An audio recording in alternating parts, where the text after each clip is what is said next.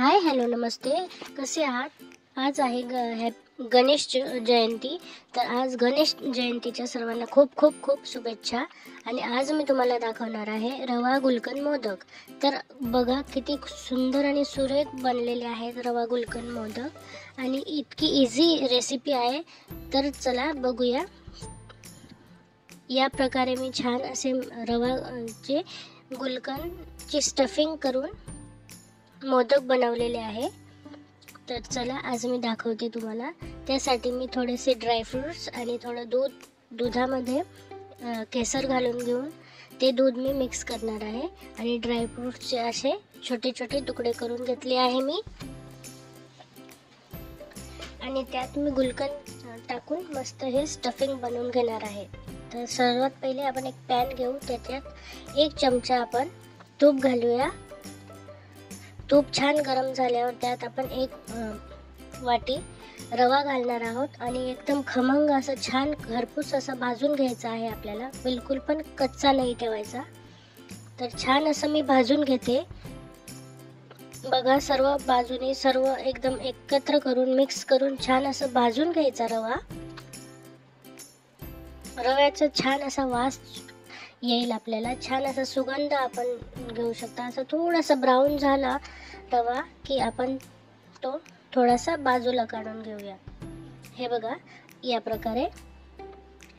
तो आता मी एका काचेच्या बाउलमध्ये काढून घेते थंड होण्यासाठी. आता त्यात मी थोडासा येलो फूड कलर घालणार आहे. कलरसाठी तुम्ही स्किप करू शकता, पण मी कलरसाठी टाकला आहे. आता मी हे मिक्सचर छान मिक्सचरच्या भांड्यात घेऊन घेणार आहे आणि यात मी थोडे साखर टाकणार आहे. आपण ती पण मिक्सरच्या भांड्यात मिक्स करून घेऊया, म्हणजे ती बारीक होईल या प्रकारे. यात आता आपण केसर घातलेलं दूध घालूया. 3 ते 4 चम्मच आपण केसरचं दूध घालून घेऊया. मला 3 ते 4 चम्मच लागले. असं छान मिक्स करून घेऊ. त्याचा एक छान असा गोळा तयार होईल. आता याचे आपण मस्त मोदक तयार करूया. हे बघा एवढं दूध उरलंय माझं. आता या ड्रायफ्रुट्समध्ये मी छान असं गुलकंद मिक्स करून घेणार आहे. आता हे मिक्सचर आपण मोदकामध्ये भरायचं आहे. तर बघा हे मिक्स करून घेतलं आहे. आता आपण याचे माझ्याकडे एक साचा आहे, आपण या साच्यामध्ये छान असं मिक्सचर भरून घेऊया. तर या साच्याला आधी मी सर्वात आधी तूप लावून घेणार आहे.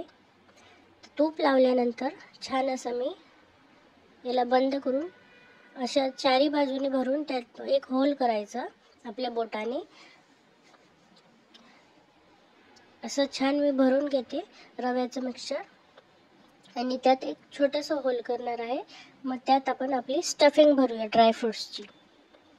तर बघा आता मी यात स्टफिंग भरते ड्रायफ्रुट्सची.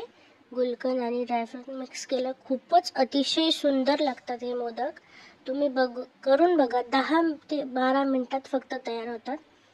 आता हे मी कवर करणार आहे परत आपल्या रव्याच्या मिक्सचरने. तर छान असे कवर करून घ्यायचं आणि एकदा दाबायचा तो साचा आणि बघा एकदम छान 10 मिनिटात आपले रव्याचे मोदक तयार. हे बघा किती सुंदर असे मोदक तयार झाले आहेत. आणि साचा असल्यामुळे ते आपले एकाच वेळेस 4 मोदक तयार झाले आहेत. हे बघा. आणि माझ्याकडे एक सिंगल साचा पण आहे, तर त्यात पण मी हा एक मोदक बनवून घेणार आहे. तर यात मी स्टफिंग नाही भरलंय, तुम्ही साधा सुद्धा बनवू शकतात विदाउट स्टफिंग.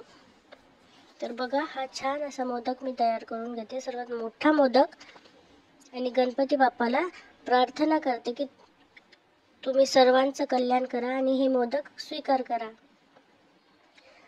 तर जरूर नक्की बनवून बघा. हे सोपे अगदी 10 मिनिटात तयार होणारे रव्याचे गुलकंद भरून केलेले असे मोदक. तर बघा खूपच अतिशय सुंदर असे मोदक तयार होतात. आणि तुम्हाला मोदकाची रेसिपी जर आवडली असेल तर सबस्क्राईब करायला विसरू नका. खूप मेहनतीने व्हिडिओ बनवतो, तर प्लीज सबस्क्राईब बटन दाबा आणि माझे पुढील व्हिडिओ पण एन्जॉय करा. तर गणेश जयंतीच्या सर्वांना खूप खूप खूप शुभेच्छा. आणि बघा किती सुंदर मोदक तयार झाले आहे. आता माझ्याकडे अजून थोडं ड्रायफ्रूटचं मिक्सचर उरलं होतं, त्यावेळेला ते मी खूप छान असं त्याला डेकोरेट करते या प्रकारे. बघा, एकदा तर नक्की मस्ट ट्राय आहे ही रेसिपी. करून बघा, खूपच आवडेल तुम्हाला सर्वांना आणि गणपती बाप्पांना पण खूप आवडेल. तर रेसिपी आवडली असेल तर नक्की फॉलो करा, सबस्क्राईब करा आणि लाईक बटनला प्रेस करा. थँक्यू.